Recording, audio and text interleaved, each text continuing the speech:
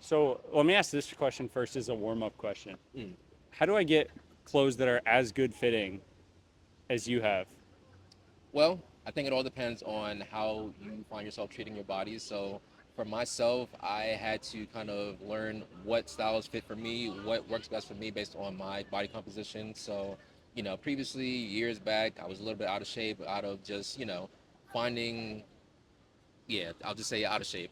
And I want to take advantage of my own life, my body. I find my body to be my own temple. So I took, the course of action to get into a better shape definition for myself. And Hmm. from that, it kind of came into getting rid of my previous styles, baggy clothes, because I was always kind of just a bit ashamed about how I was looking, in certain clothes. So once I took, the focus of changing my whole outlook on health, eating, everything of that nature, then became the fashion. Because now I was like, okay, now I'm slim, now I'm a little bit muscular, now I can actually fit into these, great pieces. And then from there, it went to kind of going over just basic finds and kind of just wanted to explore different brands that kind of also fit, just slimmer kind of composition. So I would say everybody has their own style, of course. Everybody has their own outlook on how they want to match different things. But for me, it came down to first coming to understand how I myself look in certain clothes and just also becoming a bit more healthy across the board in my lifestyle. So yeah.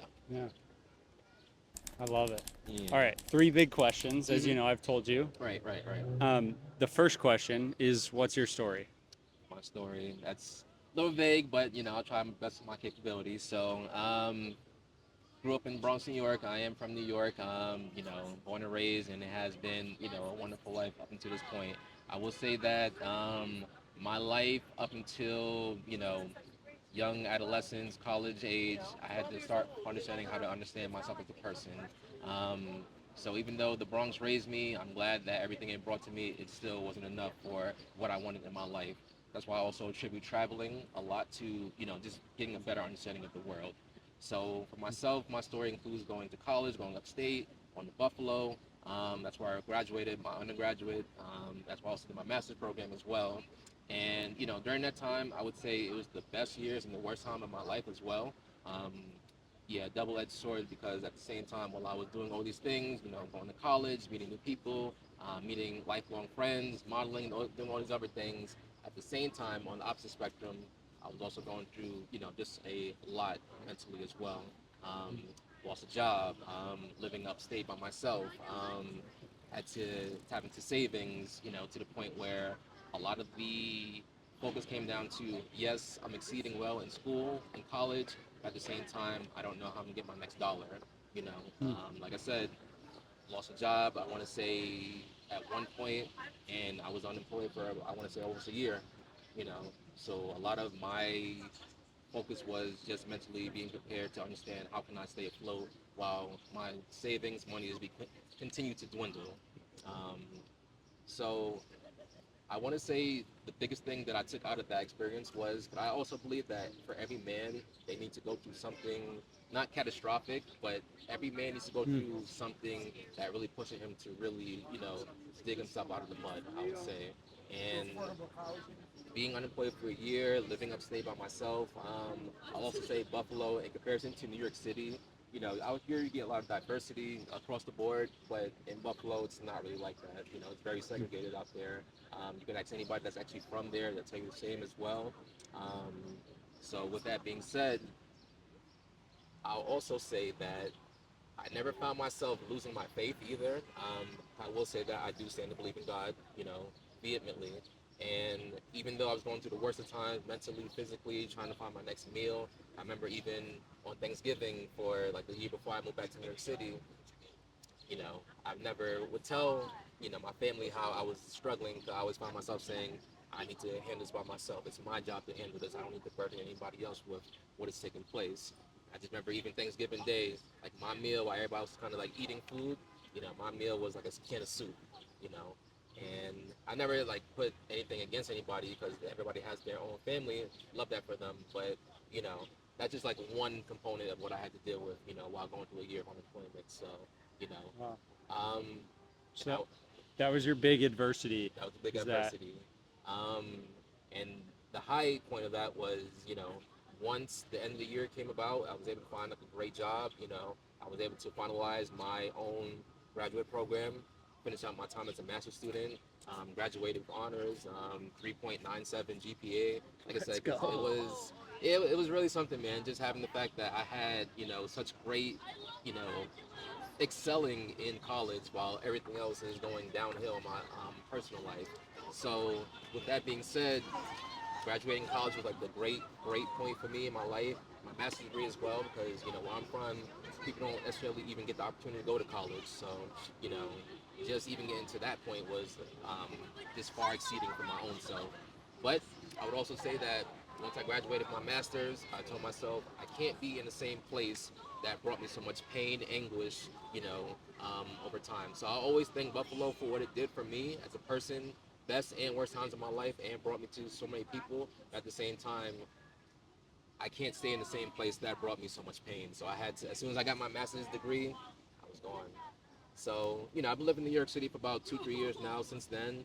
And, I'm thankful for being back here because there's so much different people, so much different, like, just things that keep my mind off of the hardships and the struggles. And New York will always be expensive. So, I'm still trying to deal with that and trying to get around, that in and of itself. But I would say, just to kind of answer your question as far as my story, I would just say that I wanted to focus on that part of my life just because it really taught me how to dig myself out of the mud, but also understand that if you're going through something, there's nothing wrong with asking somebody for help. Hmm. The part of myself really was having this prideful kind of, idea that because I'm going through this, I don't need to burden anybody else. I don't want to put anything on my plate on anybody else, and I don't, find the need to ask anybody for help. But as I talk about this story more with people, like as the years went by, they would always tell me, nah, what's wrong with you? If I knew you was going through this, I would have helped you out. I would have gave you this. I asked a family member about this as well. I told a family member about this before, and they were saying, if I knew you was going through this, I would have sent you a whole turkey on Thanksgiving, man. Just things like that. So I would Yeah. say we should get out of our heads and thinking that we are being a burden to people. As long as you're not asking for like consistent handouts and just finding yourself where they have to save you, but it is still your responsibility to get yourself out of a situation. But at the same time, don't put yourself in a place where you feel like you can't ask for help. So I would say that was the biggest thing I learned in my Yeah. situation. Yeah. You To close up, so that we cover the present too. What are know. you most excited about right now in your life? What am I most excited about right now in my life? I would say right now I am excited about.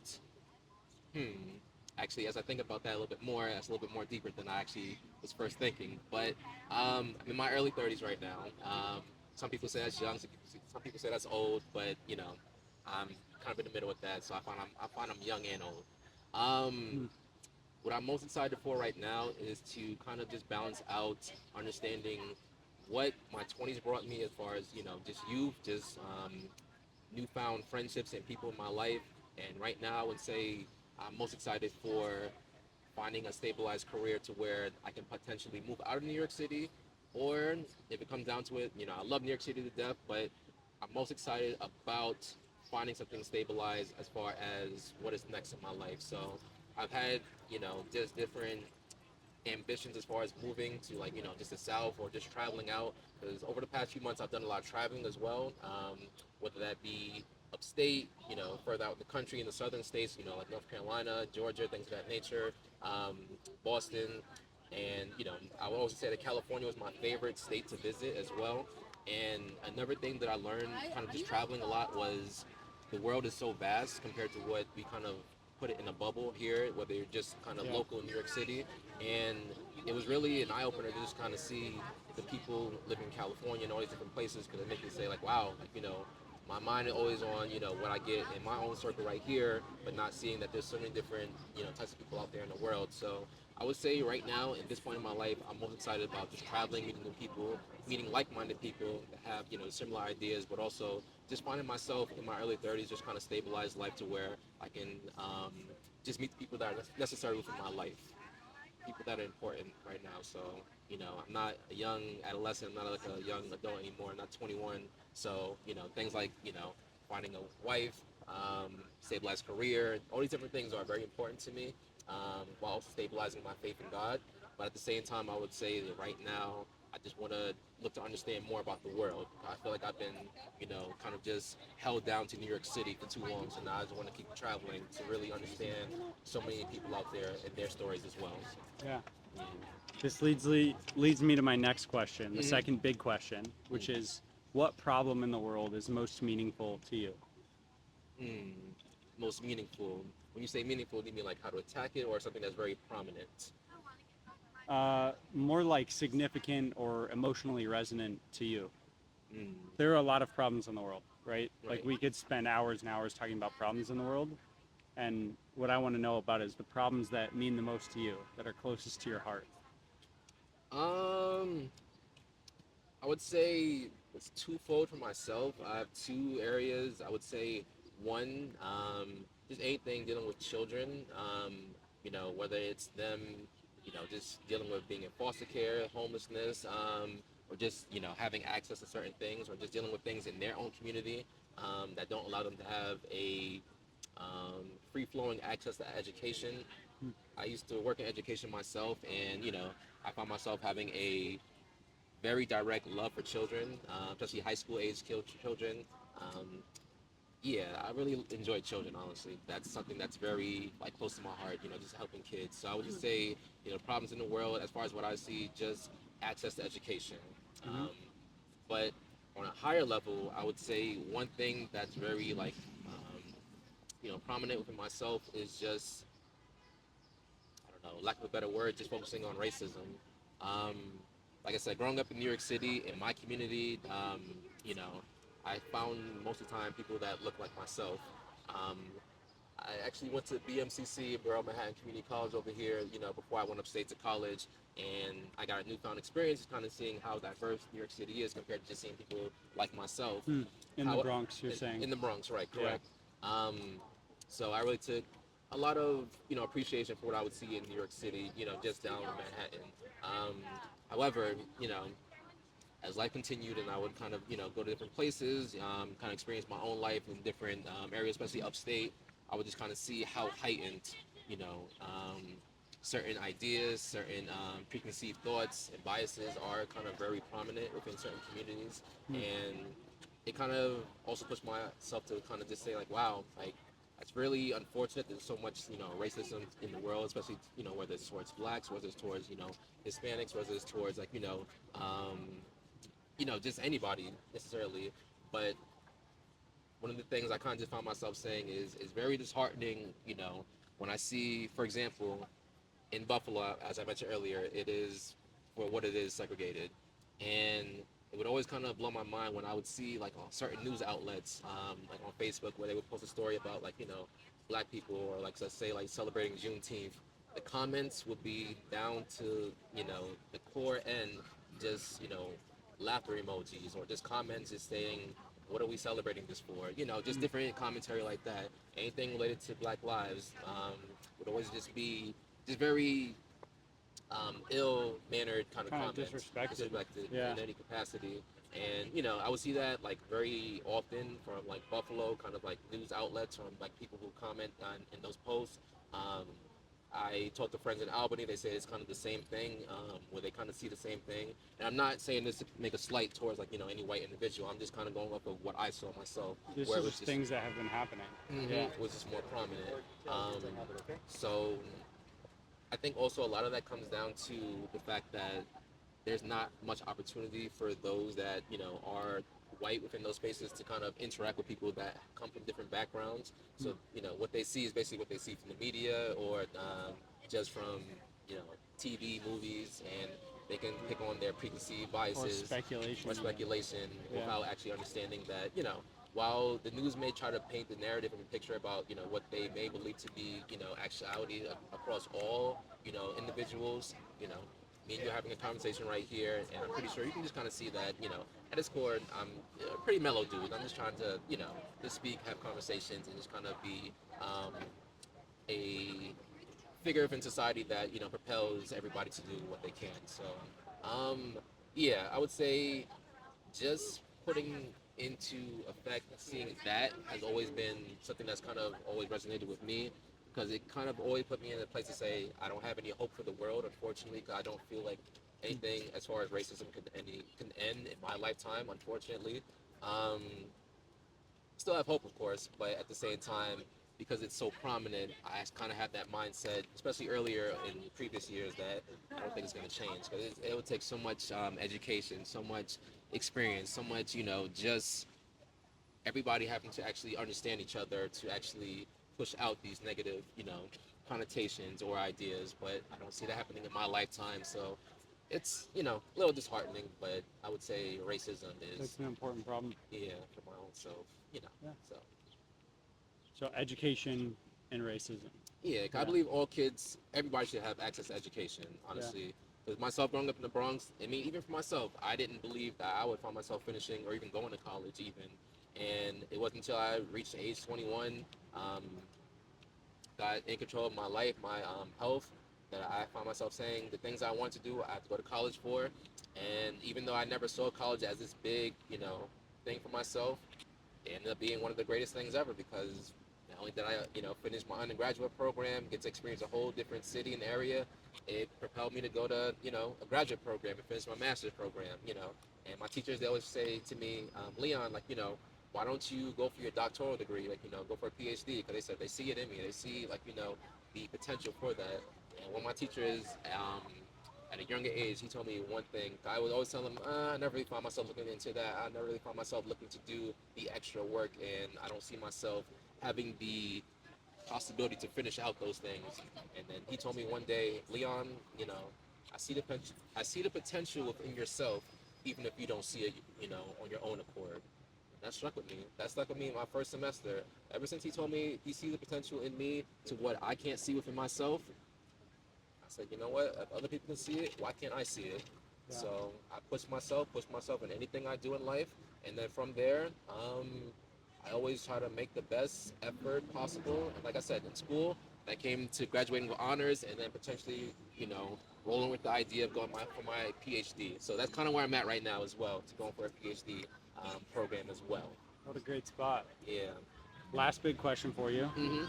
Who is the most impressive person that you've met, Mm. and what about them was impressive to you? Mm. Most impressive person that I've met, I would say my mom's. My mom. Across my family, I love everybody from my brothers, sister, cousins. Um, Everybody has had, their own significance in my life. But I would say my mother has always been at the highest point of, just what I see as somebody who delivers, yes, a high level of significance because I've always kind of found my mom to be this individual that, gives, gives, gives, very graceful woman, but at the same time, I always would say to her, Mom, you know, why do you find yourself being so graceful? Why do you find yourself, just giving at any given point for people that, honestly would not do the same for you? And she told me at a young age, that is what I was put on this earth for, to help other people. And, I held on to that like very dearly for myself. That's why I try to operate on the same level to where, regardless of your, background, creed, religious faith, I always find myself saying I want to help people to the best of my capability as well. And I kind of always hold on to that for my moms. And, just growing up, I was my mom's, and, same kind of background, college degrees, master's degree as well. So that was always like, a high level for me to kind of look into as well, and to see that she was also an educated black woman as well. And even though I never found myself really extensively asking for much, and even though I didn't find myself really having a lot, growing up compared to other kids that may have, like, the newest sneakers or the newest video games at any given moment, I always found myself appreciating what my mom was able to give to me and my family, just growing up. So I never ever found myself asking my mom for much, but I always appreciated what she was able to do for me. So I would say the most important person that I've met across my lifetime has been my mother. So yeah, I would go with that. Incredible. Yeah. Extra credit question. Mm. Super short. Mm-hmm. Instead of asking people for New York advice, since I just moved here, I'm asking people for a New York challenge. Mm. What's your one line New York challenge to me? A New York challenge. I would say, well, for a lot of New Yorkers here, the regular things that tourists like to see for the first time, You're you're good. fine. You're good. You're good. Yeah, it's a microphone. I would say a lot of people that come to New York, as how can I say it? Not transplants, but just visitors, tourists. A lot of the things that they come here for is for the monumental things that they see on TV and across the media, like Statue of Liberty or the World Trade Center, just different things. Times Square. Um, Regular New Yorkers, that's regular. Nobody Nobody in my kind of focus ever looks to go to Times Square, especially not when the ball drops. It's madness. Yeah. That's no. Um, so I would say for New Yorkers or people that are like newly coming to New York, to do certain side quests. Like for myself, I do certain side quests to where I may go to like a jazz club, or I may find myself just going to like a certain spot that I may, like for example, Governor's Island is down there, and Governor's Island became one of my favorite spots, as a more recent over time. But I would say, whatever interest that you yourself hold, try to find moments where you can do side quests to kind of just go into it. So that's going to Brooklyn, and like if there's like a show that you find yourself wanting to see, or a certain artist, they may be just doing a cover of their music. Venture out and travel out to where you're doing things outside of just the regular New York City norms, like the Statue of Liberty, Times Square. Like actually venture New York for what it is. So What's your one side quest that you would recommend for somebody to start with? Mm, one side quest that I recommend somebody do: getting outside of Manhattan and going to different boroughs and doing the same things that you really find yourself to like. So I would recommend Brooklyn heavily.